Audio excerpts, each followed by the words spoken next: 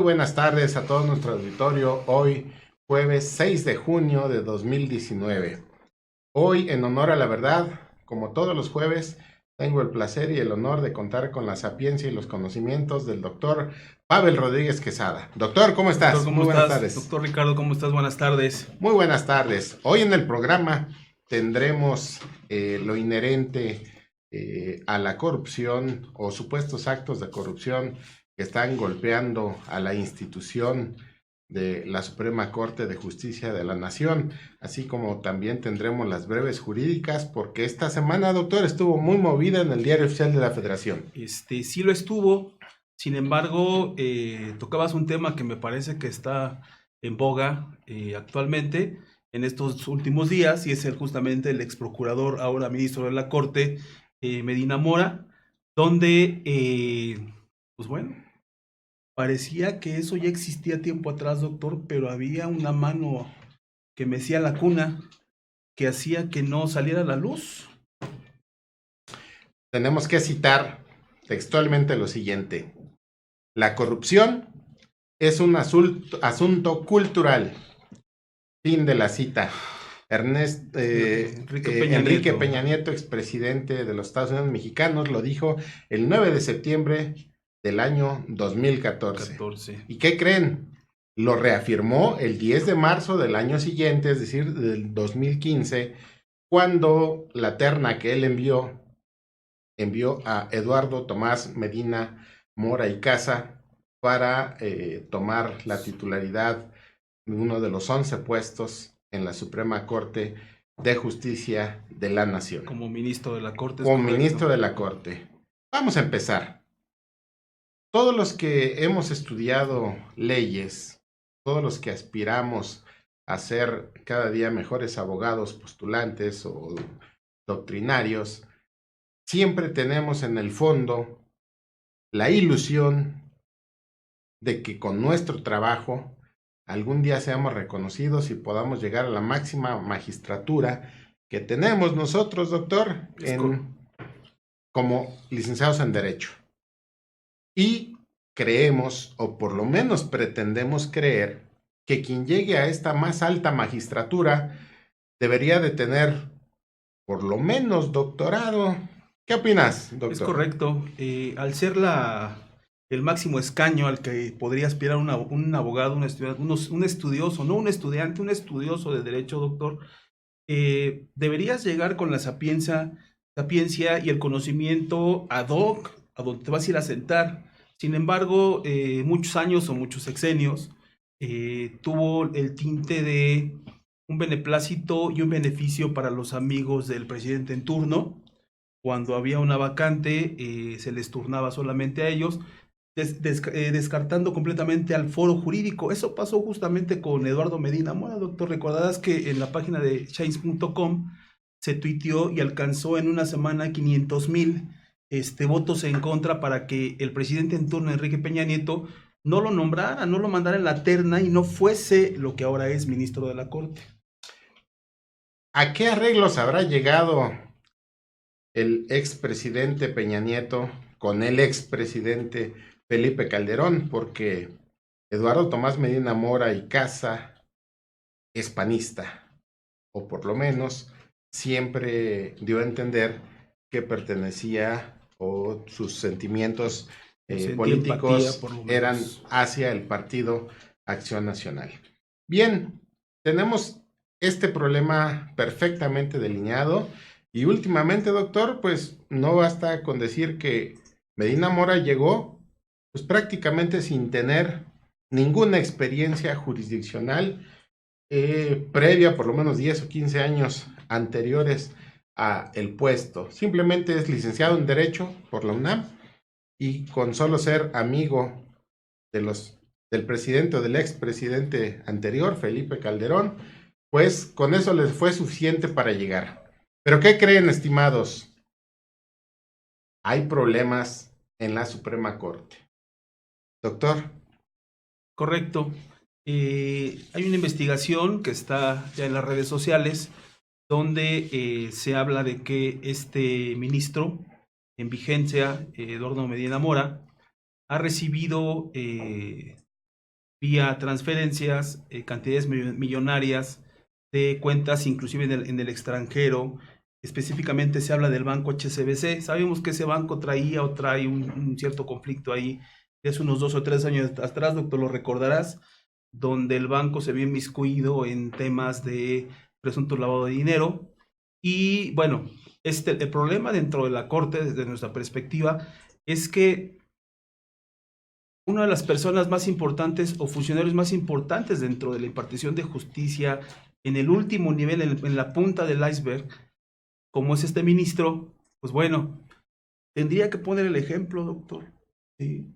Hago un paréntesis, doctor, y me remito al año 2011, si mal no recuerdo, 12, cuando demandan a un exministro de la Corte pensión alimenticia, y de manera inhumana, se supone que en la Corte su nombre lo dice, de justicia, no de legalidad, y determinó que no era merecedor sus 2 hijos porque tenían una enfermedad tipo Aspenberg, que no podían ser sujetos a diversión y por tanto la pensión que le había fincado un juez familiar del Distrito Federal tenía que ser reducida y no optando esto, terminó metiendo a la cárcel a la mamá de los hijos, de sus hijos propiamente.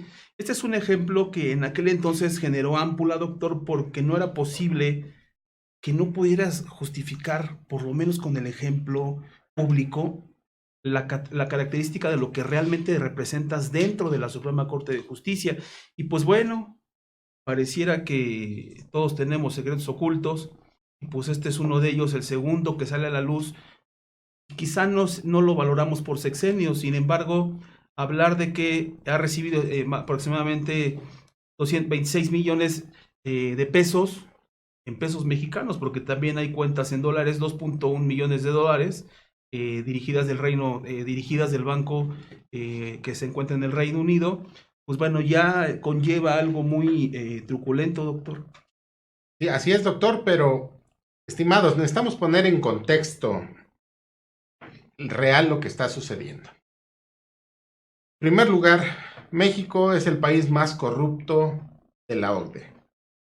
El anterior expresidente expresó abiertamente su sentir de decir que la corrupción era un sistema cultural del mexicano.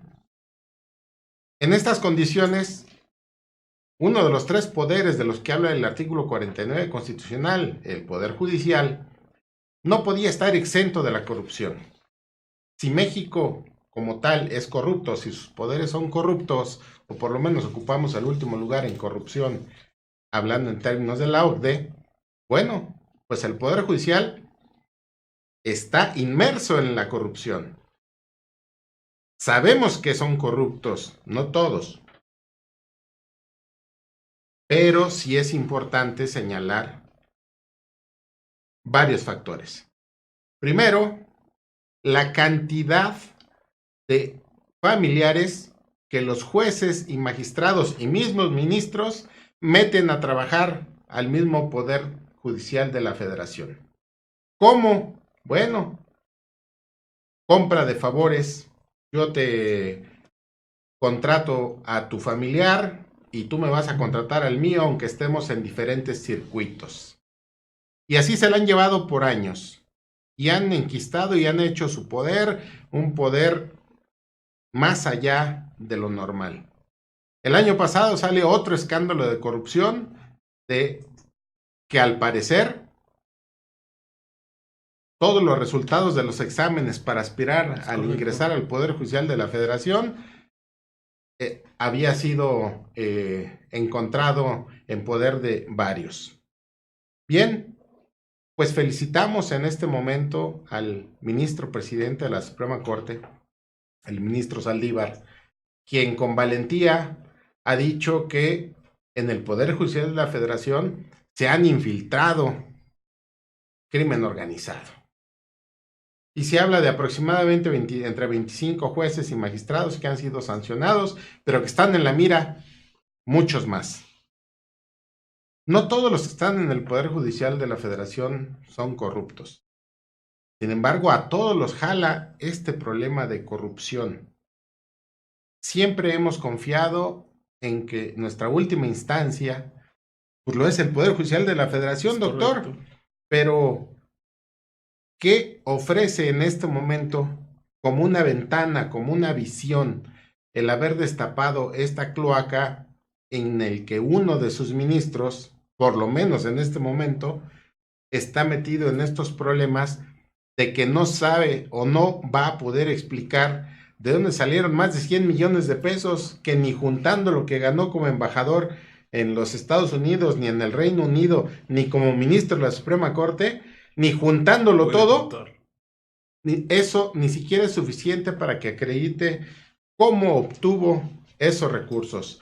Doctor, ¿qué crees que requiera la Suprema Corte y en general el Poder Judicial de la Federación? Por cierto, tengo que decir que tengo muchos amigos y me consta que ellos estudian, me consta que ellos se meten perfectamente a delinear lo que es la impartición de justicia.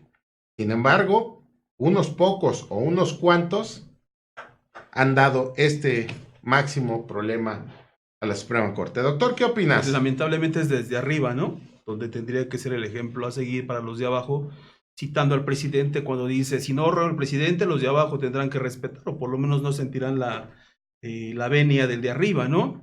Fíjate que, retomando un poquito lo que dijiste hace un momento, es cierto que es inexplicable la riqueza que tiene, los depósitos que ha recibido. Sin embargo, se hablaba por ahí de que había comprado acciones para una empresa y le habían pagado. Sin embargo, esa declaración que se hace tras bambalinas en los medios públicos no consta en su declaración de transparencia patrimonial. Y pues entonces, si fuese el caso que hubiera sido declarada esa empresa, esa adquisición de las acciones, pues quizá habría una salida lógica. Sin embargo, la pregunta es, como funcionario, servidor público, ¿podrás llevar a cabo actos fuera de tu labor para la cual has sido contratada como servidor público? Bueno, ahí está la primera pregunta, ¿no? Respecto a lo que comentas, doctor, creo que el problema ha sido quizá no que entren a laborar familiares, sino dos cosas. El puesto, como entran, por supuesto, literal por dedazo, y segundo, el ingreso que perciben, ¿sí? Yo no vería mal que una persona tuviera un hijo, un primo, un familiar dentro del Poder Judicial de la Federación, siendo el presidente de la Corte. Sin embargo, la pregunta es cómo ingresó. Eso, si excluimos a estas personas, significaría que no tenían la capacidad de. Habría que demostrarlo y habría que decir literal, no tengo nada que ver en la contratación de esta persona, ¿sí? Y si tuviese que ser la persona, el familiar quien contratara a esta persona, tendría que excusarse y decir, lo pongo en manos de otras personas de la misma dependencia para que ellos decidan si efectivamente tiene la aptitud para ingresar, ¿sí? Y esto no se ha visto en lo que estás planteando. Hay mucha gente, muchos familiares dentro del Supremo Corte de Justicia y en altos cargos, doctor. Al ser esto nuestra percepción, pues queda claro de que el Consejo de la Judicatura Federal no ha hecho bien su trabajo últimamente. Esperemos que lo dicho por el ahora ministro presidente, el doctor Saldívar, en el sentido de que encontró un desastre administrativo en el Consejo de la Judicatura Federal, esperemos que esto se alinee para estar en el programa de salir o erradicar no la corrupción, sino la impunidad. Que cesen ya estos criterios en donde los familiares de los magistrados y de los jueces ingresan por dedazo. En definitiva, el Poder Judicial debe de abrirse a otro tipo de perspectivas. El Poder Judicial debe inclusive quitar su candado para que los elementos que litigan, los abogados litigantes, puedan también acceder a estos cargos a través de los exámenes. Este es algo que el Poder Judicial de la Federación no ha querido hacer porque prefieren mantener el coto del poder. Y créanme que es mucho. En esta circunstancia, el Poder Judicial de la Federación tendría como única opción solicitarle al ministro Medina Mora que pida una licencia temporal para que se excuse y pueda acreditar, en todo caso, la licitud de los fondos. Pero este es si tuviera ética Es y correcto. si hubiera un poco de moral por ahí, doctor. Es correcto, doctor. Antes de decir que debería, creo que la palabra justa fue esa, ¿no? En mi ética no está el robar, pero si hay algo que está manchando mi imagen, tengo que salir a decir una licencia, voy a enfrentar los cargos. Por supuesto, habría que estar dentro del ministro para saber si efectivamente ese acto de valentía va a traer buenas consecuencias o no. Traería buenas consecuencias, doctor, si efectivamente tuviera la forma legal de acreditarlo, pero si no, solamente sería un acto de valentía y te aventarías a un abismo sin fondo donde vas a saber que vas a caer, donde tendrían que caer todas las personas que cometen actos ilícitos en materia penal, doctor. En definitiva, la mayoría de los magistrados me parece que son personas que merecen estar ahí de alguna manera, que se han logrado mantener una serie de requisitos mínimos de permanencia, doctor. Algunos lo han logrado, la mayoría, pero tenemos problemas fuertes precisamente con este ministro y lo que no queremos es que se cierna la duda general, es si todos los magistrados tienen ese problema, si todos los ministros tienen ese problema, si todos los jueces federales tienen ese problema. No, lo que necesitamos es mandarle certidumbre a la población, doctor, al justiciable. Es correcto. Señor ministro Eduardo Medina Mora, nada le cuesta a usted pedir una licencia para enfrentar estas posibles acusaciones. Mire usted, no le está haciendo la unidad de inteligencia financiera del SAT. La información se la está mandando directamente Estados Unidos Así y es. Reino Unido. Es decir, ellos no están jugando. Si aquí en México no se había podido llegar a esas investigaciones, por obligación, por los tratados internacionales, en cuanto llegó esa información, se debe de hacer del conocimiento de la Fiscalía General de la República, doctor.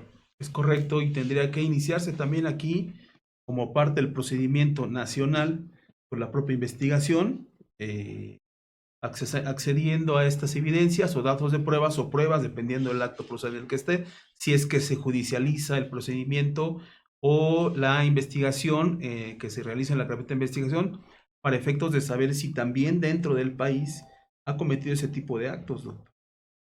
Es, es correcto.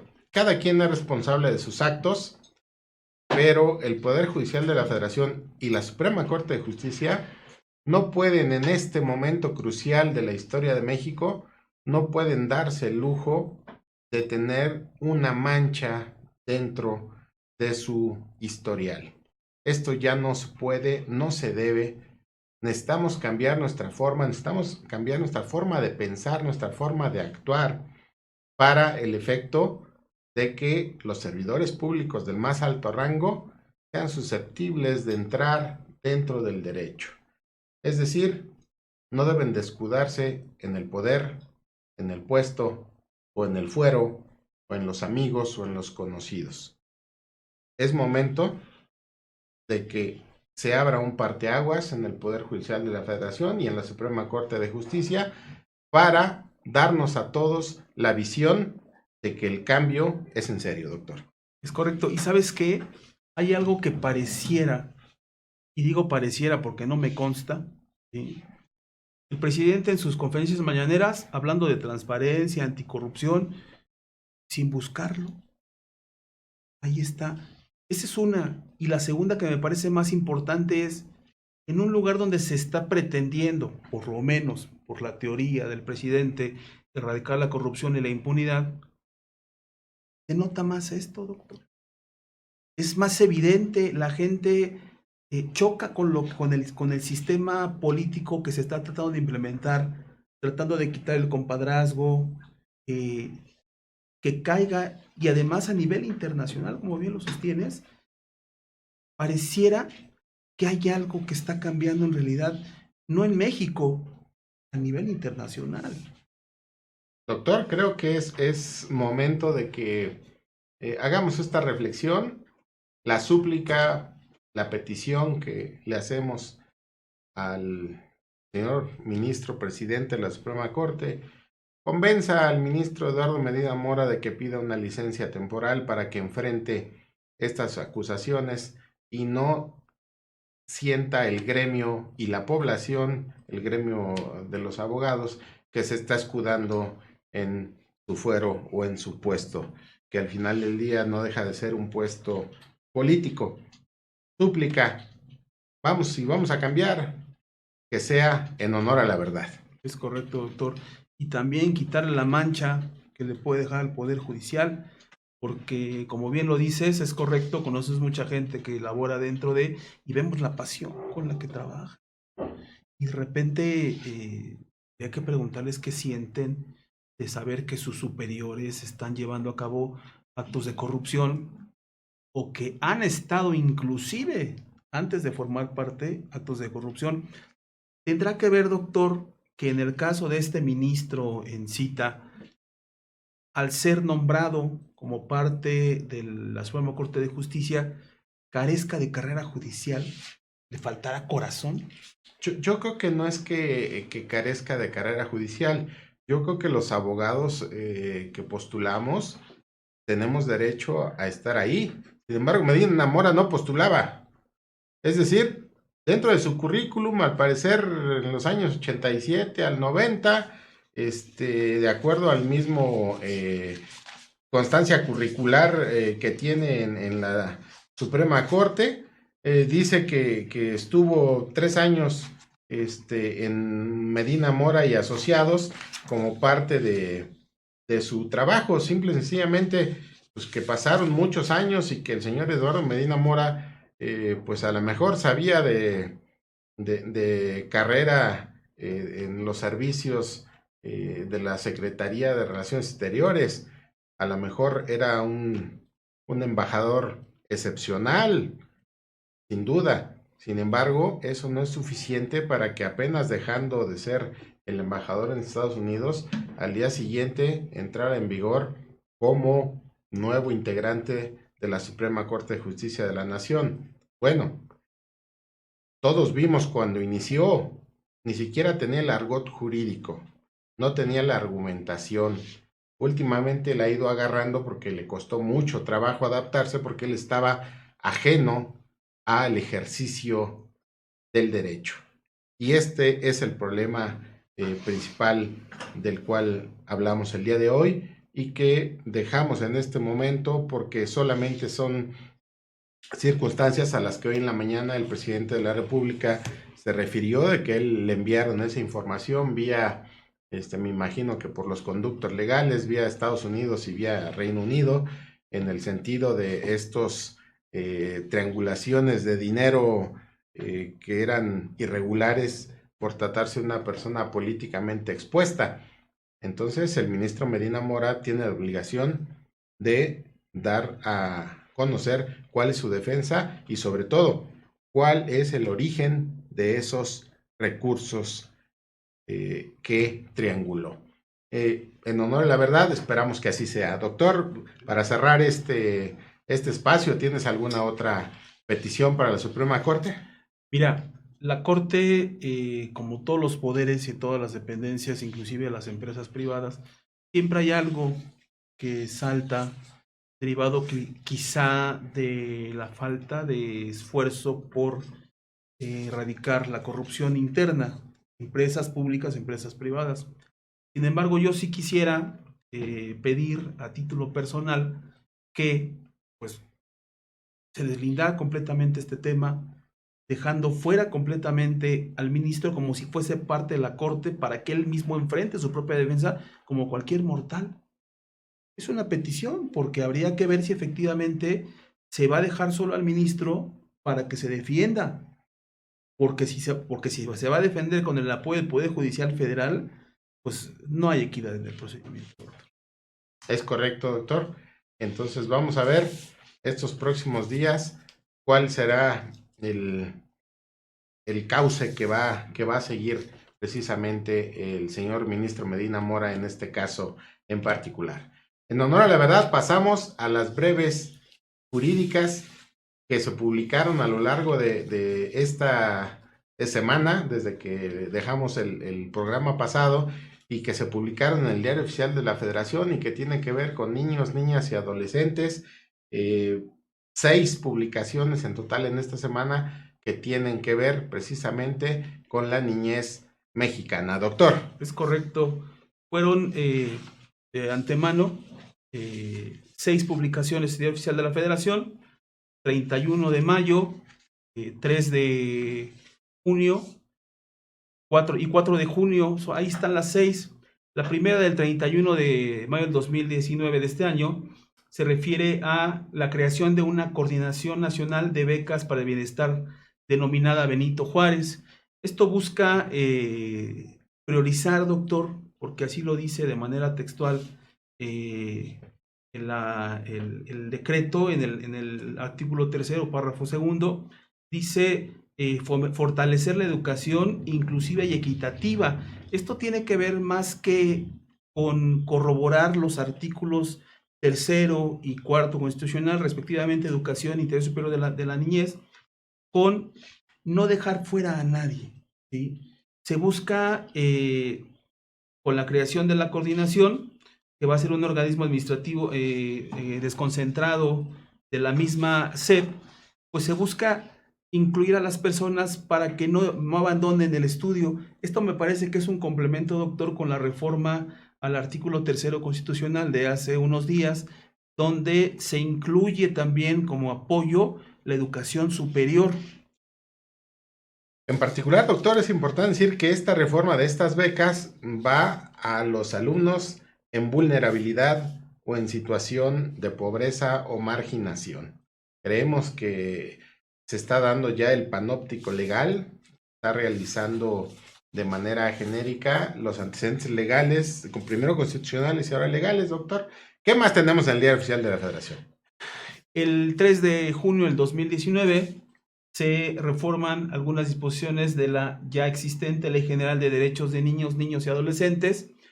Esta ley, doctor, determina algo que me parece importante porque ha sido un tema muy confuso, saber quién es un niño, ¿sí? Hay leyes que dicen que es desde que naces hasta los 6 o 7 u 8, pero aquí de manera expresa el artículo 5º dice, son niñas y niños menores de 12 años y adolescentes, las personas de 12 a menos de 18 años de edad.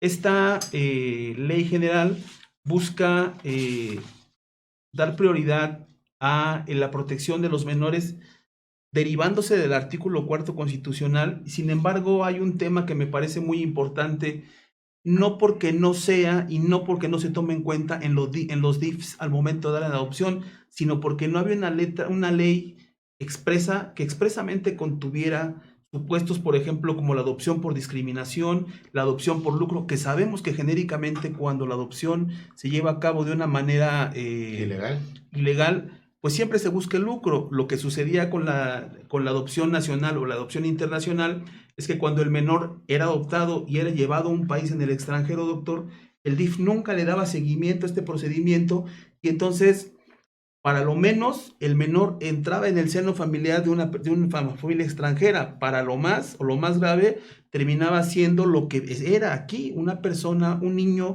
expósito, ¿sí?, sin protección aquí del Estado y menos afuera, porque literal el Estado mexicano se desentendía completamente de los menores. Hace poco te enteraste, doctor, que hubo una pasarela en Brasil para buscar exhibir a los menores datos personales para lograr incorporarlos. Digo incorporarlos porque habría que ver qué es lo que realmente se buscaba en este país, a los menores para que formaran, para que dejaron de ser personas o gente expósita y formar parte de una familia. Personalmente me parece desde absurdo hasta contrario de derecho, doctor. ¿Qué opinas tú? Sí, hay que ver siempre la forma, y la forma era ponerlos en pasarela para elegir, y eso se puede prestar a múltiples conceptos no necesariamente los mejores para abonar a que la niñez pueda desarrollarse de una manera sana. Es importante también mencionar que le da muchas facultades al DIF, doctor, en esta instancia, y también dice que en igualdad de circunstancias se preferirá siempre a los adoptantes de nacionalidad mexicana sobre los extranjeros. ¿Por qué? Porque lo que tú decías, una vez que un niño se adoptaba en México y se iba para el extranjero, pues prácticamente no volvíamos a saber si ese niño era feliz o se lo habían utilizado para venta de drogas o para cualquier tipo de ilícito, venta de órganos, etcétera. Es decir, ya no volvíamos a saber de manera genérica, ni había un padrón que así No lo existía, señalara, como ahora sí nos da la obligación y la certidumbre para todos los niños que han sido abandonados. También se dice que el DIF, en primera instancia, tiene que otorgar de inmediato una medida cautelar para que el menor de edad que haya sido llevado al DIF en estas circunstancias sea dado de manera inmediata, de no ser contrario a su derecho, a sus familiares, ya sea a los tíos, abuelos, que pudiesen hacerse cargo de él para que el niño no sufra un trauma psicológico en estos casos. Es decir, es una reforma como todas que siempre se puede mejorar, pero que por lo menos en el fondo creemos que es positiva, doctor. Es correcto, y más por lo que dije al principio, situaciones por las cuales se negaba la adopción a los menores de edad eran fácticas, eran de las personas encargadas del DIF para otorgar las adopciones, ya están por lo menos plasmadas en una ley. Y eso, pues bueno, es un avance, porque si estamos en un estado de derecho donde es positivista y el juez dice con fundamento en y no existiese fundamento, pues bueno, ya está ampliado por lo menos de manera expresa para los impartidores de justicia. Excelente. Doctor, háblanos por favor de la disposición expresa en el Código Civil Federal para impedir que se puedan casar, se puedan unir en matrimonio los menores de edad. Esta reforma, doctor, del Código Civil Federal ya había sido trabajada en la Ciudad de México en el 2016, 17 si más no recuerdo, donde se prohibía ya a los menores de edad contraer matrimonio. Ahora se plasma en el Código Civil Federal que si bien es cierto no hay supletoriedad con las leyes locales, también es cierto que creo yo que es una línea que está mandando el Ejecutivo Federal a las entidades locales para que la adopten como tal y, por supuesto, se beneficie o se intenta beneficiar al interés superior del menor. ¿Qué sucedía en la Ciudad de México en el Código Civil? De aquel Código Civil, doctor, en materia de aplicación federal para toda la República y local para la Ciudad de México antes del 2002, cuando se reforma y se subdivide en Código Civil Federal y Código Civil para la Ciudad de Distrito Federal y ahora Ciudad de México. El tema del matrimonio se decía niñas y mujeres de 14 o hombres de 16 años, ¿sí? Eran los llamados emancipados. Esa figura en el Código Civil de la Ciudad de México ya no se permite el matrimonio entre menores de la Ciudad de México, pero también quedó vigente la emancipación, doctor. Y entonces habría que exhortar a nuestros legisladores de la Ciudad de México para que deroguen el artículo que refiere a la emancipación y no quedara lugar a duda respecto a de qué estamos hablando o frente a qué estamos. Y regresando a la reforma, doctor, se habla en su artículo 103 del Código Civil Federal que deben de ser mayores de edad los que contraigan matrimonio y un impedimento será de manera expresa la falta de edad requerida, doctor.